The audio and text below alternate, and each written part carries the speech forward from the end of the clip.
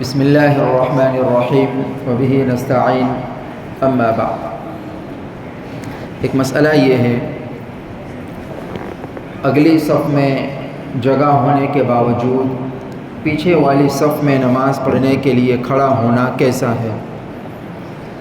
جواب یہ ہے کہ جب تک آگے والی صف مکمل بھر نہ جائے تب تک پیچھے والی صف میں، چاہے اس کے بالکل پیچھے ہو یا دو چار صفیں چھوڑ کر حرم شریف کے باہر کا حصہ ہو، جب تک آگے کی صف مکمل نہ بھر جائے پیچھے کی صف میں کھڑا نہیں ہونا چاہیے۔ یہ مکروہ ہے۔ ایسا کرنے سے نماز میں کراہت پیدا ہوگی اور ثواب میں کمی آ سکتی ہے، نماز کے ثواب میں اس سے کمی آ سکتی ہے۔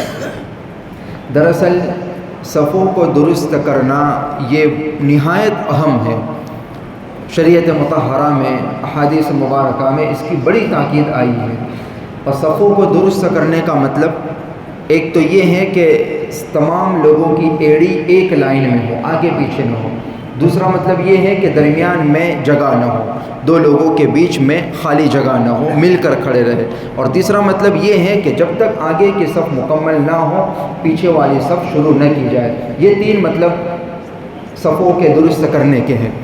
تو یہ بھی آگے کی صف میں جگہ ہونے کے باوجود پیچھے کھڑے ہو جانا، ظاہر ہے اس کا مطلب یہ ہوا کہ صف درست نہیں کی گئی۔ صفوں کو درست کرنا کتنا اہم ہے اور صفوں کو درست کرنے کا اہتمام نہ کرنا وہ کتنا برا ہے، اس کو سمجھنے کے لیے، اس کی اہمیت کا اندازہ لگانے کے لیے دو حدیث مبارکہ اور دو ضمناً مسائل سنیے۔ پہلی حدیث مبارکہ میں اللہ کے نبی صلی اللہ علیہ وسلم نے فرمایا، سووا صفوفکم فإن تسویۃ الصف من تمام الصلاۃ۔ اللہ کے نبی صلی اللہ علیہ وسلم نے فرمایا کہ صفوں کو درست کرو۔ صفوں کو درست کرنے کا مطلب ابھی آپ نے سنا، فرمایا کہ صفوں کو درست کرو، اس لیے کہ صفوں کو درست کرنا یہ نماز کے مکمل ہونے کے اندر میں ہے، نماز کے تام ہونے کا گویا کہ یہ پیش خیمہ ہے۔ تو صفوں کو درست کرنا نہایت ضروری ہے، اس سے گویا کہ نماز میں کمال پیدا ہوگا، اس کے بغیر نقص پیدا ہوگا، ناقص رہے گی۔ اور دوسری روایت تو اس سے زیادہ سخت ہے۔ اللہ کے نبی صلی اللہ علیہ وسلم نے فرمایا، قسم کھا کر، ابو داؤد شریف میں یہ دونوں روایتیں ہیں، اللہ کے نبی صلی اللہ علیہ وسلم نے فرمایا کہ واللہ لتقیمن صفوفکم او لیخالفن اللہ بین قلوبکم او کما قال علیہ السلام۔ قسم کھا کر میرے اور آپ کے آقا نے فرمایا کہ اللہ کی قسم تم صفوں کو درست کرو ورنہ اللہ تمہارے دلوں میں مخالفت ڈال دیں گے۔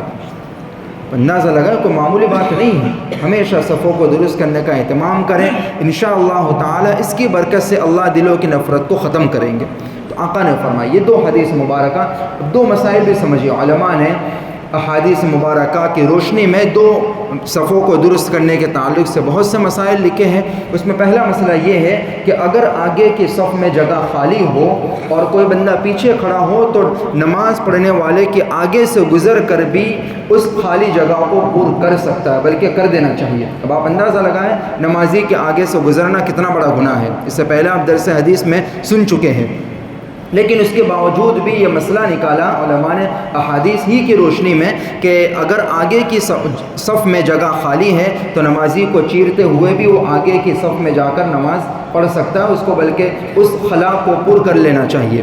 اور دوسرا مسئلہ تو یہاں تک لکھا ہے کہ اگر آگے جانے کا کوئی راستہ نہ ہو، صف پیک ہو چکی ہو تو نمازی کو فلاند کر چیر کر بھی آگے کی صف میں وہ خلا کو پر کرنے کے لیے جا سکتا ہے۔ دو مسئلے علماء نے کتاب میں لکھے ہوئے ہیں، تو آپ اس سے اندازہ لگائیں کہ آگے کی صف کو مکمل کرنا، خلا نہ چھوڑنا، یہ کتنا زیادہ اہم ہے۔ اس لیے میرے دوستو اس کا خوب اہتمام کریں کہ جب تک آگے کی صف مکمل نہ ہو جائے پیچھے صف نہ بنائی جائے۔ خاص طور سے میں ان دوستوں سے اور جو بزرگ حضرات ہیں جو پیچھے نماز پڑھتے ہیں، اس سے پہلے بھی توجہ دلائی تھی اور کچھ دوستوں نے بھی اس جانب توجہ دلائی کہ یہ مسئلہ لوگوں کے سامنے آنا چاہیے کہ جب تک آگے کی صف مکمل نہ ہو، جب تک حرم شریف مکمل نہ ہو جائے پیچھے کھڑے نہیں ہونا چاہیے۔ یہ اچھی بات نہیں ہے، نماز میں اس سے کراہت پیدا ہوگی۔ تھوڑی سی گرمی کی وجہ سے یا تھوڑی سی ٹھنڈک کی وجہ سے اگر ہم ایسا کرتے ہیں تو یہ اچھی بات نہیں۔ آپ سوچئے ہمارے یہاں تو کتنا بہترین نظام ہے، کتنی زیادہ سہولتیں۔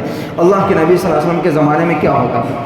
بالکل پتھریلی اور ریتیلی زمین ہوتی تھی، کنکر ہوتی تھی، پیشانی پر چبھ سکتی تھی، ایسی اور چھپر بھی کھجور کے پتوں کا بنا ہوا چھپر ہوا کرتا تھا، کچی کچی مسجدیں ہوتی تھیں.